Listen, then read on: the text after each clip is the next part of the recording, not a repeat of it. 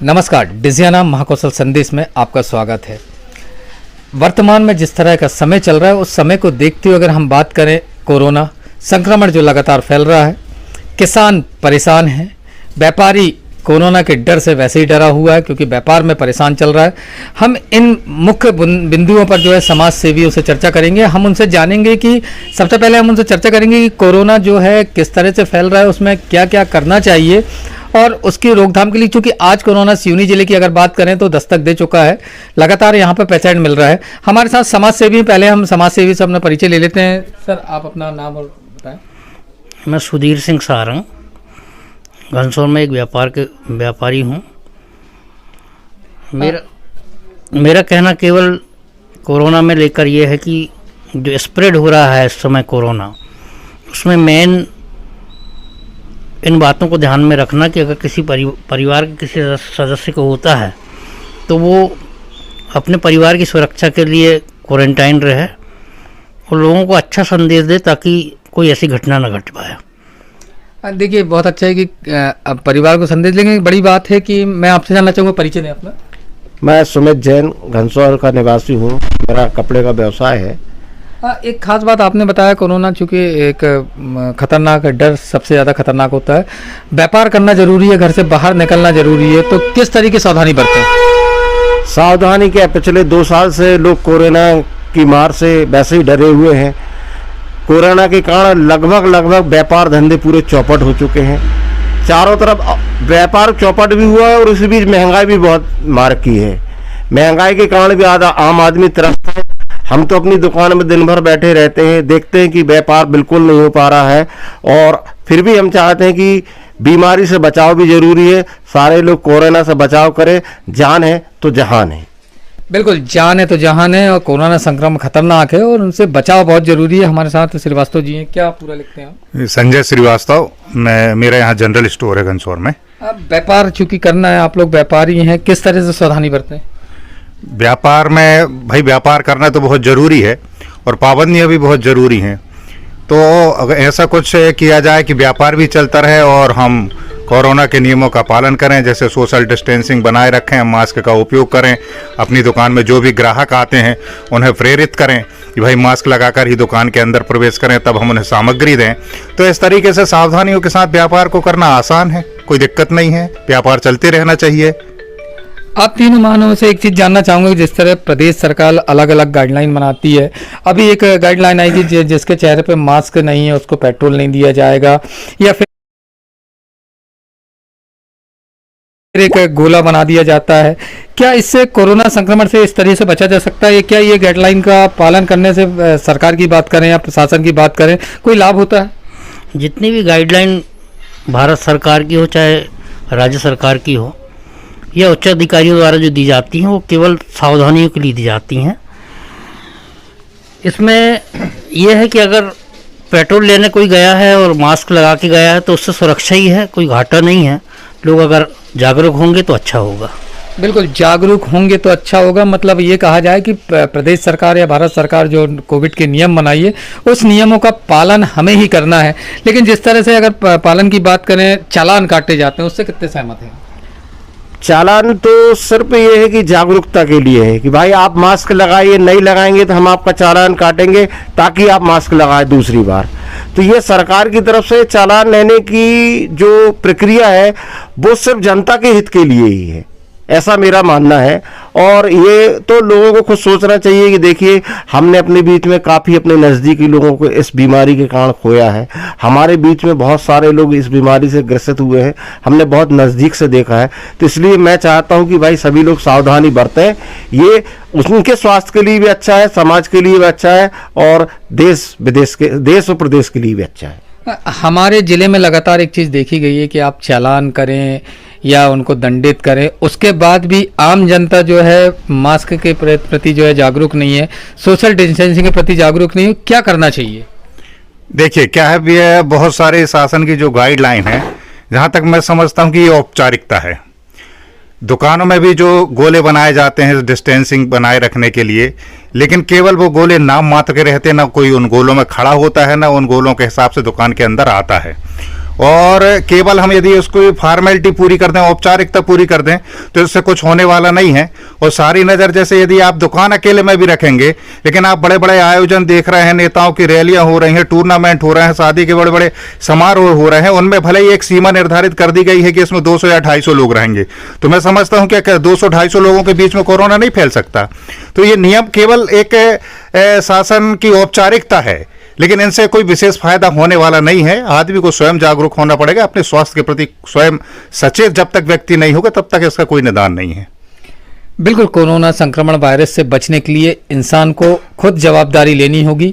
घर से निकल के उसके परिवार को अगर सुरक्षित रखना है तो घर से निकलते ही उसको मास्क का उपयोग करना पड़ेगा। स्वयं ही जो है सोशल डिस्टेंसिंग का पालन करना होगा। सरकार, प्रदेश सरकार सिर्फ हमें गाइडलाइन बना के दे सकती है, लेकिन उसका पालन जो है हमें ही करना पड़ेगा। अब प्रमुख बात करें, चूंकि मौसम ने करवट ली है, कहीं ना कहीं कोरोना संक्रमण मौसम ने करवट ले ली, व्यापारियों को कहीं कोई इसमें परेशानी समझ में आ रही, व्यापार में कोई दिक्कत है? व्यापार तो पिछले 2 वर्षों से वैसे भी ठंडा पड़ा हुआ है, आप लोग सब अच्छे से जानते हैं। खासकर मीडिया के लोगों ने अनेक बार इस चीज़ को बताया भी है। और व्यापारिक दृष्टिकोण से मैं एक बात करूंगा कि हमारा जो क्षेत्र है उस क्षेत्र में सभी लोग बहुतायत परेशान हैं। उसका कारण यह है कि 19-20 में जो कोरोना आया उससे बाद से कुछ एक महीने व्यापार अच्छा चला, फिर एक शांति के रूप में आ गया। बारिश होने के कारण भी लोगों को, किसानों को काफ़ी नुकसानी उठानी पड़ रही है, जिसमें बहुतायत लोग, मध्यम वर्गीय लोग परेशान हैं। आज उनकी ये स्थिति है कि वो अब अपने परिवार को पालने के लिए बहुत मशक्क़त कर रहे हैं। जिस तरह ये मौसम ने करवट ली है, कहीं ना कहीं व्यापार में इसमें फ़र्क पड़ा है। आपको क्या लगता है, चूँकि व्यापार में कितना फ़र्क पड़ा होगा? व्यापार में तो पिछले 2 साल से बहुत फर्क है। और जैसा कि मैंने पूर्व में बताया था कि महंगाई भी एक बहुत बड़ा कारण है व्यापार का ठप होने का।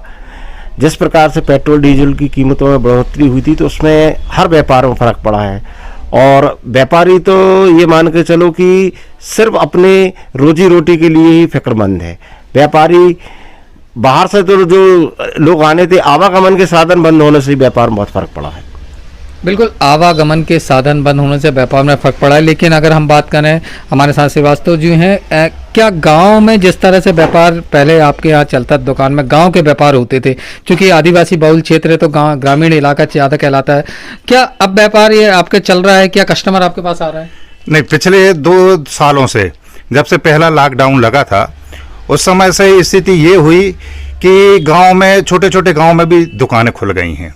तो जो मुख्यालय का व्यापार जो पूरे क्षेत्र से संचालित होता था, अब वो उसका विकेंद्रीकरण हो गया है। मतलब जगह जगह दुकानें खुलने से पूरा व्यापार घनसौर में हो नहीं पा रहा है। और सबसे बड़ी बात यह है भैया कि अपना जो क्षेत्र है, ये अपन इसको कृषि प्रधान भी नहीं कह सकते, ये मजदूरी प्रधान है। मैक्सिमम लोग यहाँ पे जो है मजदूरी पे आश्रित हैं। मजदूरी से जो पैसा मिलता है उससे उनका परिवार चलता है। जब व्यापारिक स्थितियाँ ठप पड़ी हैं, आर्थिक मंदी का दौर है, ऐसे में व्यापारियों के पास पैसा नहीं है, तो लोग ना कोई काम करवा रहे हैं, ना मजदूरों को समय पर भुगतान हो पा रहा है। जब उनके पास वो पैसा नहीं पहुँच रहा तो पैसा मार्केट में आएगा कहाँ से? तो व्यापारी हाथ पे हाथ रख के बैठा हुआ है, जैसे तैसे अपना परिवार चला पा रहा है। एक बात ब्रेक में जाने से पहले आप सभी से पूछता हूं कि जिस तरह मौसम ने अभी वर्तमान में करवट ली है, कहीं ना कहीं परेशानी का सबब व्यापारियों के लिए भी है, आम जनता के लिए भी है। और इस दौर में अधिकांश देखा जा रहा है सर्दी खांसी के मरीज निकल रहा है। तो क्या लगता है, अगर इसमें जांच होती है तो क्या कोविड के इसमें पेशेंट मिलते हैं, या फिर हमारे ज़िले में जो लगातार कोविड के मरीज मिल रहा है उसको लेकर आप लोगों से थोड़ा सा? देखिए, अभी तो कोरोना 2019 से आया हुआ है, लेकिन ये मौसम के चेंजिंग में हमेशा सर्दी खांसी और बुखार की शिकायतें आम जनों को हो जाती थी यदा कदा। लेकिन इसमें ये बोलना चाहूँगा कि अगर कोई भी एक नॉर्मल व्यक्ति जिसको सर्दी खांसी बुखार हुआ हो, वो RT-PCR चेकअप कराएगा तो निश्चित रूप से उसको कोरोना पॉजिटिव पाया जाएगा, क्योंकि उसके लक्षण उससे मिलते जुलते हैं। ये मैं कहना चाहूँगा। लेकिन उसमें यह है कि सही बहुत माइन्यूटली कोरोना पाया जा रहा है। अगर अपन सचेत रहें, सजग रहें, तो निश्चित रूप से इसका समाधान किया जा सकता है। बिल्कुल, समाधान निश्चित रूप से किया जा सकता है। वाह, शर्त आपको यह है कि सावधानी आपको बरतनी होगी, और उस सावधानी के साथ ही आप अपने परिवार को स्वस्थ और अच्छा रख सकते हैं। डिजियाना महाकौशल संदेश पर लगातार चर्चा जारी रहेगी। मिलते हैं एक छोटे से अंतराल के बाद। एग्जाम का प्रेशर मत लो, QLA डिजियाना महाकौशल संदेश में ब्रेक के बाद एक बार फिर आपका स्वागत है। हम लगातार चर्चा कर रहे हैं समाज सेवियों से, व्यापारियों से कि किस तरह से जो है इस क्षेत्र में विकास की गति रुकी हुई है, क्या कारण है। लेकिन अभी जिस तरह चर्चाओं में एक बात सामने निकल के आई कि ये जो क्षेत्र है ये कृषि प्रधान क्षेत्र भी इसे नहीं कहा जा सकता, अधिकांश मजदूर है। लेकिन अगर भौगोलिक स्थितियों की मैं आप सभी से जानना चाहूँगा, भौगोलिक स्थिति की बात करें तो ये क्षेत्र कृषि के क्षेत्र में उस समय आगे था क्योंकि यहाँ पूरे जिले में जो चीज़ नहीं उगाई जाती है वो यहाँ के किसान उगाते थे। पहले किसान लोग यहाँ पर सोयाबीन का, अलसी का, तुअर का बहुत ज़्यादा उत्पादन किया करते थे, लेकिन कुछ समय के दौर में आज केवल धान पर, मक्का पर आधारित हो गया है। पिछले वर्ष तो ये स्थिति हुई कि किसान मूलतः जो परेशान है वो केवल उसकी उपज के दाम न मिल पाने के कारण बहुत ज़्यादा परेशान है। उपार्जन जो भी उपज करता है वो उसका सही दाम उसको नहीं मिल पाता। आज की स्थिति में मोटी मोटी धान की उपज हो रही है और वो सोसाइटी में जा रही है या मंडी में जा रही है, तो उसका सही समय में भुगतान नहीं हो पा रहा। लगभग उसको 1 से 1.5 महीने लग जाते हैं। अब 1-1.5 महीने में अगर एक छोटे से किसान को पैसों की आवश्यकता होती तो किसी साहूकार से पैसा लेता है, और जब उसको साहूकार से पैसा लेगा तो उसके एवज में थोड़ा पैसा ज़्यादा देना पड़ता है, जिसके कारण बहुत ज़्यादा किसान इस क्षेत्र के परेशान हैं और उसके कारण व्यापार भी प्रभावित हो रहा है। लेकिन देखा जाए तो प्रदेश सरकार अलग अलग योजना किसानों के लिए चला रही है। जहां तक किसानों को जो है हर 6 महीने में जिनके पास किसानी के पास पैसा कम है उनको राशि भी जो है उनके खातों में डाली जा रही है। कितना इत्तेफाक रखते हैं आपके शासन की योजना और किसानों के बीच में जो गैप, अंतराल को दूर किया जा रहा है, कितना इत्तेफाक? देखिए क्या है, जो आप कह रहे हैं कि 6,000 रुपये साल दिए जाते हैं वो एक औपचारिकता है। सरकार सिर्फ खाना पूर्ति कर रही है कि भाई देख लीजिए हम आपके लिए क्या कर रहे हैं। हकीकत तो ये है कि अभी जैसे हमारे पूर्व में बताया कि ये क्षेत्र किसान प्रधान के साथ में कृषि प्रधान भी है। मक्का और धान 2 फसल का ही क्षेत्र हो गया अभी ये। मक्के की ये स्थिति है कि समर्थन मूल्य में मक्का का खरीदी नहीं होती है। धान की ये स्थिति है कि आधे से ज़्यादा किसानों के रजिस्ट्रेशन नहीं हुए, तो मजबूरी में किसान अपनी उपज बाजार में औने पौने दाम पे बेचने को मजबूर है। देखिए, लेकिन सबसे खास बात है कि अब हम अगर चर्चा करें इस पर कि हमारे यहाँ जो महत्वपूर्ण फसलें होती थी उसका क्या कारण है, किस वजह से वो फसलें जो है आज नहीं उग पा रही हैं। ये बात बिल्कुल सही आपने कहा कि पहले यहाँ पे आप देखो तो मुख्य रूप से सोयाबीन की फसल के साथ साथ और भी तिली, जगनी, अलसी, बटरा, तेवड़ा, समा, कोदो, कुटकी, विभिन्न प्रकार की ऐसी फसलें होती थी। मैं रोकना चाहूँगा, ये जो फसलें थी आज भी मार्केट में इनके दाम बहुत अच्छे हैं। मतलब अगर आप 100 ग्राम भी खरीदना है तो ऐसे कुछ फसलें हैं जिनका हजारों में रेट है, फिर क्यों बंद कर दी गई? बस वही तो एक सोच का विषय है ना कि सरकार का फोकस केवल, वक्ता अभी हमारे पूर्व वक्ता ने बताया कि मोटे अनाजों की तरफ, मोटी धान है, मक्का है, इनके तरफ फोकस किया जा रहा है। सारी योजनाएं इनके लिए बनाई जा रही हैं। यदि इसी के लिए बजाय यदि जो महंगी फसलें हैं या अच्छी किस्म की धान है जैसे बासमती है, जीरा शंकर है, इस टाइप की फसल उगाने के लिए किसान को प्रेरित किया जाए और उसकी मदद की जाए तो वो कम मात्रा में अनाज पैदा करके भी अच्छे दाम उसको हासिल हो सकते थे। मगर इसके लिए सरकार की कोई योजनाएं नहीं है। और ये हम सुनते जरूर है कि शासन की बहुत सारी योजनाएं हैं, किसानों को बहुत सारा लाभ मिल रहा है, लेकिन आप जमीनी स्तर पर देखें, जहां तक मैं देखते रहता हूं, यूट्यूब में देखता हूं, बहुत सारे न्यूज चैनलों में देखता हूं, चाहे जहां किसान देखो कहीं यूरिया के लिए लाठी खाते हुए दिखाई दे रहे हैं तो कहीं बीज के लिए परेशान है। कोई भी लाभ यदि समय पे नहीं मिल पाएगा तो उसका सदुपयोग किसान कैसे कर पाएगा? लेकिन उसको ये भी कहा सकते हैं ना, शासन की योजना को संचालित करने वाले ही लापरवाही बरत रहे हैं। बिल्कुल, ये बात सही है कि शासन की योजनाओं को संचालित करने वाले लोग लापरवाही बरत रहे, पर उनके पास भी एक प्रश्न होता है कि भाई शासन की घोषणाएं अलग है, लेकिन जमीनी स्तर पर उनका क्रियान्वयन शासन भी सही ढंग से नहीं कर पाती। कि ना तो समय खाद बीज देना है किसान को, लेकिन ना तो समय पे खाद आती, ना समय पे बीज आता है। और जब किसान अपनी फसलों का उपार्जन करता है पर मंडी पे ले जाके धान या जो भी अपनी फसल वहां पे ले जाके देता है, तो आप पूछिए तो मंडी वालों से कितने दिन बाद किसान के खाते में पैसा आता है। किसान तो परेशान है ना वैसे भी। तो समय पे योजनाओं का संचालन नहीं हो पाता, नीचे स्तर तक, जमीनी स्तर पर योजनाओं का लाभ समय पे नहीं पहुंच पाता। तो आपको क्या लगता है कि जिस तरह से अगर हम बात करें जो अन्य फसलें, महत्वपूर्ण जो फसलें कहलाती हैं, उन फसलों को भी शासन की उन योजनाओं में शामिल करना चाहिए और उनके उपार्जन के लिए भी ज़्यादा मेहनत करनी चाहिए? बिल्कुल बिल्कुल, मैं आपकी इस बात से सहमत हूं और निश्चित रूप से उन्हें अन्य फसलों की तरफ ले जाना चाहिए और शासन की योजनाएं अच्छे रूप से बनना चाहिए। और जैसा कि हमारे श्रीवास्तव जी ने कहा कि योजनाओं का क्रियान्वयन जो है सही रूप में नहीं हो जाने के कारण किसान परेशान रहता है। लेकिन एक खास बात देख ली आपने भाई, किसान परेशान रहता है, हमेशा सिर्फ किसानों की परेशानियां देखी जाती है, लेकिन वहाँ पे ये भी तो माना जाए ना, कर्मचारी भी परेशान है। क्योंकि आज जैसे जिस तरह से मौसम बेमौसम बारिश हुई है, सैकड़ों किसानों की धान पानी में भीग गई है।